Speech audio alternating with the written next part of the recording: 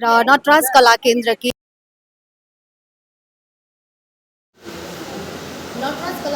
प्रशिक्षिका अनि संस्थापिका हुनुहुन्छ पन्नु गजमेरज्यू र आज हामीसँग उहाँ हुनुहुन्छ र केही कुराकानी गर्नेछौँ। र आज पन्नुज्यू यहाँनिर जुन चाहिँ तपाईँहरूको स्थापना दिवस मनाइएको थियो है, यो यसको बारेमा अलिकति भनिदिनुहोस् न। नटराज कला केन्द्रको आज 7औं स्थापना मनाइएको थियो र अलिकति यस विषयमा भनिदिनुहोस्।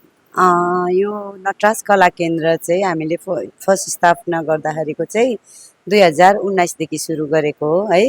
अनि 2019मा चाहिँ यहाँनिर हामी पहिलोचोटि गर्दाखेरिको चाहिँ हाम्रोमा स्टुडेन्टहरू धेरै थिएन, 5 जनाबाट मैले सुरुवात गरेको हो है। 5 जनाबाट फेरि हाम्रो यहाँनिर चाहिँ के थियो भने सालबारीमा सिलगढीतिर चाहिँ हाम्रो कल्चरलाई त्यति ध्यान दिएको थिएन।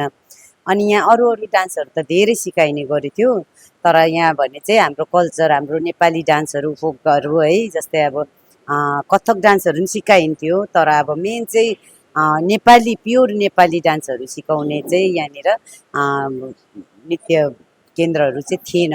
त्यसले गर्दा चाहिँ हामीले चाहिँ अब यहाँको नानीहरू नाचेकोहरू देख्दाखेरिको चाहिँ आफूलाई अब उनीहरू त नाच्ने तर त्यति नेपाली भाका पुऱ्याएर ननाच्ने, त्यसैले गर्दा हामीलाई धेरैहरूले आफ्नो ठुलो बडाहरूले पनि सल्लाह दिँदाखेरिको ठिकै छ, अब हामी त हामी त दार्जिलिङमै यस्तै संस्थाहरू चलाउँदै आएको।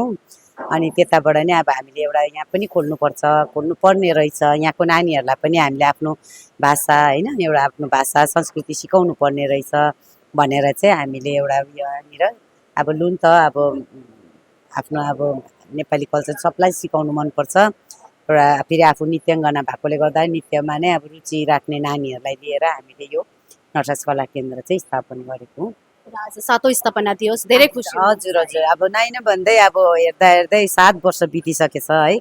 यति 7 वर्षको अवधिमा हामीले एकदमै खुसी लागिरहेको छ, किनभने अहिले नटराज कला केन्द्र भन्ने बित्तिकै प्रायले नै अब सालबारी नटराज कला केन्द्र भनेर चिनिन्छ, हाम्रो नाम गरेर चिनिन्छ। त्यसमा चाहिँ म एकदमै खुसी छु। अब 7 वर्षभित्रमै चाहिँ अब धेरै त भन्न सक्दिनँ, तर पनि अब नटराजले नाम कमाएछ है। यसको शाखाहरू अरू ठाउँमा पनि खोल्नु भएको छ? हजुर हजुर, मैले बाख्राकोटमा पनि खोलेको छु है।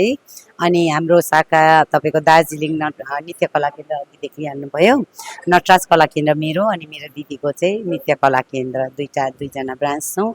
अनि त्यही उता बाख्राकोटमा पनि छ।